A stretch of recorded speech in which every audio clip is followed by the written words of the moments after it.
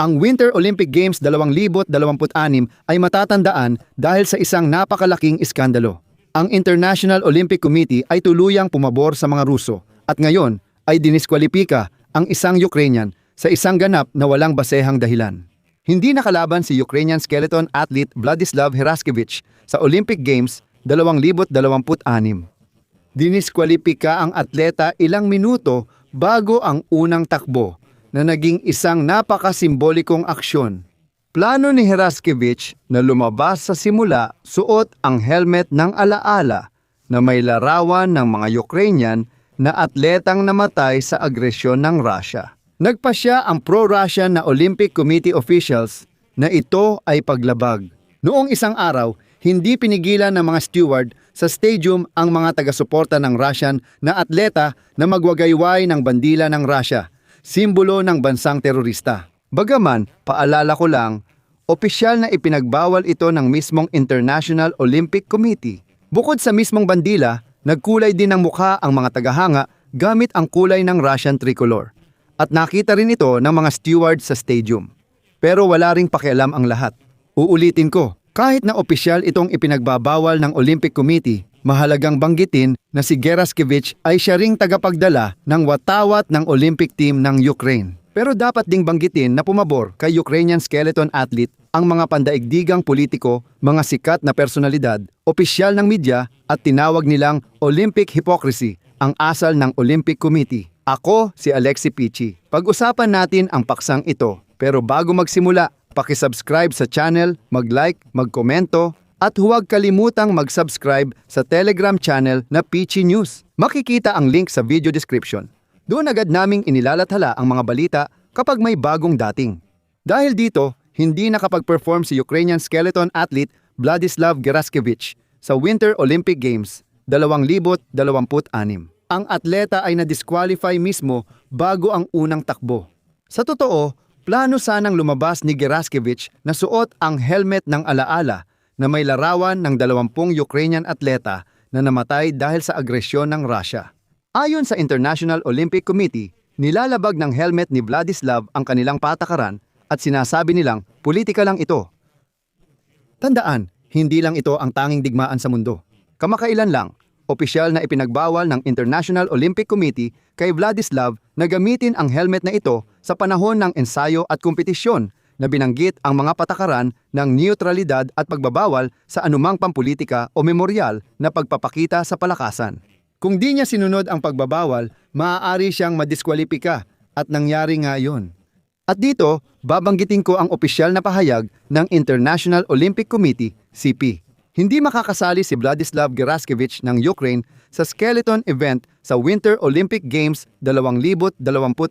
Ginawa ang desisyong ito matapos niyang tumangging sundin ang patakaran ng International Olympic Committee sa pagpapahayag ng mga atleta. Ito ay ipinasiya ng hurado ng International Federation ng Bobsleigh at Skeleton batay sa katotohanang ang helmet na balak niyang isuot ay hindi tumutugon sa mga patakaran. Dahil dito, ang International Olympic Committee ay malungkot na nagpasya na bawiin ang kanyang akreditasyon para sa 2026 na palaro. Sa kabila ng maraming palitan ng opinyon at personal na mga pagpupulong sa pagitan ng International Olympic Committee at Ginoong Heraskevich, ang pinakahuli ay naganap ngayong umaga. Kasama si Pangulong Kirsty Coventry ng International Olympic Committee, hindi siya nag-isip ng anumang uri ng kompromiso. Talagang nais ng International Olympic Committee na makasali si Ginoong Heraskevich sa mga paligsahan. Kaya naman nakipagkita ang International Olympic Committee sa kanya upang maghanap ng pinakamaginoong paraan. Napakasaya na nakuha niya ang posisyong ito.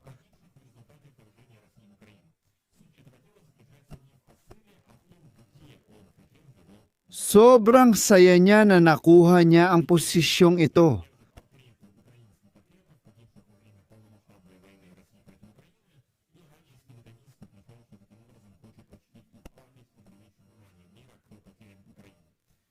Nakikita mo ba ang ama ng atleta? Si Vladislav Heraskevich ay hindi pa nagkokomento. Pero alam nating balak ng Pambansang Komite ng Olimpiko ng Ukraine na magsampa ng kaso laban sa desisyong ito. Dapat din nating isama ang impormasyon tungkol sa kasalukuyang namumuno sa Pandaigdigang Komite ng Olimpiko na nagtatakda ng mga patakaran at halaga ng Olimpiko. Para maging malinaw kung bakit ko siya tinatawag na makarasya. Si Kirsty Coventry ay kalahok sa palarong Olimpiko at ang pinakapinagpipitagang atleta sa kasaysayan ng Zimbabwe.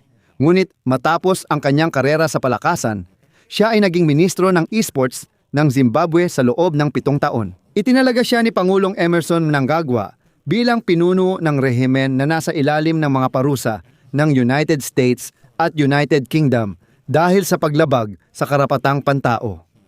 Si Coventry na ngayon ay nagpasya na dapat tanggalin si Geraskevich mula sa palarong Olimpiko ay ilang beses nang nakatanggap ng batikos dahil sa kanyang koneksyon sa pamahalaan at hindi lang basta pamahalaan kundi sa isang diktatorial na rehimen. Halimbawa, noong 2009 tinanggap niya ang gantimpalang salapi mula kay Robert Mugabe.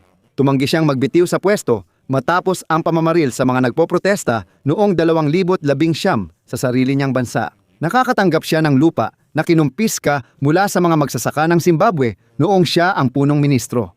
Inalis ng Federation International de Football Association ang Zimbabwe dahil sa pakikialam ng gobyerno sa esports. Kaya naman, napakakaiba na siya mismo ang nagsasabing ang esports ay hiwalay sa politika. At pagkatapos mahalal bilang presidente ng Pandaigdigang Komite ng Olimpiko, si Coventry ay nagpapahiwatig na, pakinggan ninyo, itong Olimpiada 2028 na gaganapin sa Los Angeles. Mas maganda sana kung hayaan silang iwagayway ang kanilang 3 kulay na bandila at lumaban sa ilalim ng Russian tricolor, hindi na sa puting neutral na watawat. Ito ang dapat ninyong malaman tungkol kay Kirsty Coventry na ngayon ay nagsabi na, pakinggan ninyo, nilabag ni Geraskevich ang mga patakaran ng Komite ng Olimpiko. Agad tumugon si Pangulo Volodymyr Zelensky ng Ukraine sa pagbabawal kay Geraskevich na lumahok sa Winter Olympics bilang skeleton athlete. Narito ang sipi mula sa Pangulo.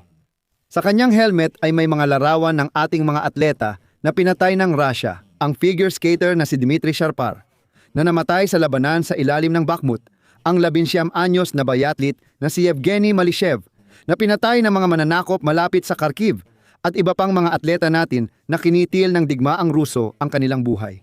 Nagpapasalamat ako kay Vladislav Geraskevich, tagapagdala ng watawat sa Winter Olympics, sa pagpapaalala ng halaga ng ating pakikibaka. Hindi ito dapat ituring na nakakailang, hindi angkop o pampulitikang aksyon sa mga paligsahan sa palakasan. Ito ay paalala sa buong mundo kung ano ang modernong Rusya, at ito rin ang nagpapaalala sa lahat ng pandaigdigang papel ng esports at makasaysayang misyon ng kilusang Olimpiko bilang ganoon. Lahat ng ito ay tungkol sa kapayapaan at buhay. Tapat ang Ukraine dito, samantalang pinapatunayan ng Rusya ang kabaligtaran. Ngunit mukhang may kasunod pa ang iskandalong ito. Dahil nabunyag na ang pro-Rusyang pamunuan ng Pandaigdigang Komite ng Olimpiko ay nagbigay ng pressure sa mga atletang Ukranyano. Sinasabi sa kanila ng harapan na parang pakinggan ninyo ang inyong digmaan. Itong digmaan ng Rusya laban sa Ukraine. Isa lang ito sa 130 digmaan sa buong mundo. Kaya hindi na kailangang ipagmalaki o ipakita ito. Parang sinasabi nila, bakit kapit na kapit kayo sa digmaan ninyo? Marami namang digmaan sa mundo. Bakit gusto ninyong ipakita na may umatake sa inyo? Naiisip nyo ba yon? Ganito ang ginagawa ng mga kinatawan ng Pandaigdigang Komite ng Olimpiko sa harap ng mga atletang Ukranyano. At ayan, nagkomento si Andrei Sibiga, Ministro ng Ugnayang Panlabas ng Ukranya, sa diskwalifikasyon ni Vladislav Geraskevich. Binigyang diin niya na hindi ang atletang Ukranyano ang ipinagbawal ng Pandaigdigang Komite ng Olimpiko, kundi ang kanilang reputasyon. Ang susunod na henerasyon ay maaalala ito bilang sandali ng kahihiyan para sa Komiteng Olimpiko at higit pa. Ginagawa ng komite sa ating mga atleta ayon kay Sibiga. Gusto lang ni Geraskevich parangalan ang mga kasamahan niyang atletang namatay sa digmaan. At wala namang masama rito ayon sa anumang patakaran o etika. Tinakot, hinamak at pinangaralan ng Pandaigdigang Komite ng Olimpiko ang mga Ukraino kung paano sila dapat manahimik tungkol sa 130 na mga labanan sa mundo. Dagdag pa, hindi rin tinutulan ng komite ang pinakamalaking lumalabag sa international na esports at Olympic Charter na ang Russia. 3 beses nagsimula ang Moscow ng pananakop kahit may Olimpikong tigil putukan. Sa nakalipas na 3 dekada, nagpatupad ito ng pinakamalaking state-sponsored na doping program. Pumatay ng 650 Ukrainian na atleta at coach at sumira ng 800 pasilidad ng palakasan sa Ukraine. Ang mga Ruso ang dapat ipagbawal, hindi ang pagbibigay-pugay sa kanilang mga biktima. Wala ni isa sa kanila ang neutral. Kung ang simbolo ng pananampalataya sa Olimpiko ay nagsasabing mahalaga ang paglahok kaysa panalo, ganoon din. Ipinagkanulo ng Pandaigdigang Komite ng Olimpiko ang prinsipyo nito sa hindi pagpahintulot kay Heraskevich na lumahok at sa hindi pagtulong sa 650 Ukrainian atleta at coach na pinatay ng Russia. Mas naging mapagkunwari ang Pandaigdigang Komite ng Olimpiko dahil isang araw bago ito, malaya pang iwinagayway ang bandila ng Russia sa Olimpiada. Pasensya, ipinagbabawal din ng parehong patakaran ang bandila. Sa Pandaigdigang Komite ng Olimpiko, isang araw bago nito ay nagkaroon ng kompetisyon sa figure skating kung saan 3 atleta mula sa Russia at Belarus ang lumahok. Maaari lang silang sumali sa neutral na bandila dahil sa desisyon ng Pandaigdigang Komite ng Olimpiko. Opisyal na ipinagbabawal ang simbolo ng Russia at Belarus sa Winter Olympics, ngunit nagdala pa rin ng kanilang watawat ang mga taga-suporta ng Russia sa tribuna upang suportahan ang kanilang atleta na si Pyotr Gumenik. Hindi ko maintindihan bakit narito ang mga kinatawan ng hindi sibilisadong bansa sa sibilisadong Olimpiada. Paalala, tandaan ninyo, dati raw tuwing Olimpiada ay natitigil ang mga digmaan. Matagal nang hindi sinusunod ng Rusya ang patakarang iyan. Patuloy silang umaatake sa Ukraine, pumapatay ng atleta, at sa Olimpiada, sinasabi nilang sobra ang Ukrainian na atleta pero babalikan ko ang Russian na pagsasanay. Akala mo kapag may lumitaw na kaguluhan mula sa Rusya sa isa sa mga stadium ng Olimpiada, dapat sana ay may ginawa ang International Olympic Committee, pero wala. Hindi pinigilan ng mga steward sa stadium ang tagahanga na magtaas ng simbolo ng teroristang bansa kahit bawal ito ng International Olympic Committee. Bukod sa bandila, pininturahan din ng mga tagahanga ang kanilang mukha sa mga kulay nito. Ito ang 3 kulay. Nakita ito ng mga steward at nagpasya silang hindi ito paglabag. Oh, bawal ang bandila ng Russia sa Olimpiada. Pero pwede raw itong iwagayway sa tribuna. Buti na lang, itong si Rusyanin, sa totoo lang, sa maikling programa ay pumwesto siya sa 12 na pwesto.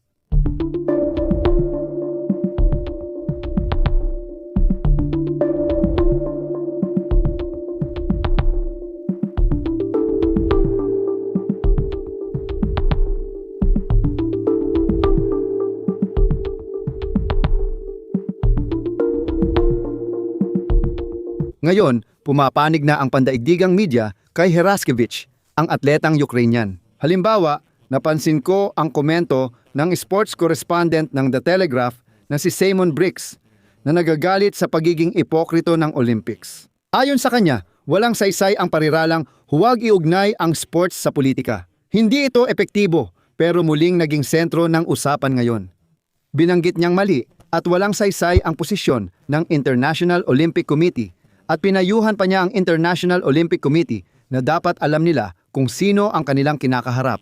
Susunod, babanggitin ko lang ang sinabi ng mamamahayag na si Simon Briggs. Ang irony dito, ang International Olympic Committee ay tama talaga ang ginawa 4 na taon na ang nakalipas nang ipagbawal nila ang mga Ruso at Belaruso. Ipinakita nilang mas matatag sila kaysa sa ibang namumunong ahensya. Lalo na ang mga pandaigdigang tennis tour na duwag bumoto laban sa Wimbledon dahil sa posisyon nito kay Putin. At matapos alisin si Geraskevich, sila ngayon ang mukhang masama. Ang mga atletang Ukrainyano ay hindi kailanman sumusuko at paalala ko, sila ay seryosong-seryoso. Dito ako maglalagay ng tuldok. Ibahagi ninyo ang inyong opinyon at mga konklusyon sa mga komento sa ilalim ng episode na ito. Mag-subscribe sa channel, pindutin ang kampanilya at huwag kalimutang mag-like. Kung naging interesante at kapaki-pakinabang ang episode, suportahan ang channel sa YouTube sa pamamagitan ng donasyon, subscription, or sponsorship. Sa pamamagitan ng mga link at detalye sa description ng video na ito. Iba-iba ang mga platform doon. Sigurado akong makakahanap kayo ng bagay na akma para sa inyo. Magpapasalamat ako sa anumang suporta mula sa inyo. Hanggang dito na lang. Ingatan ninyo ang inyong sarili. Paalam sa lahat.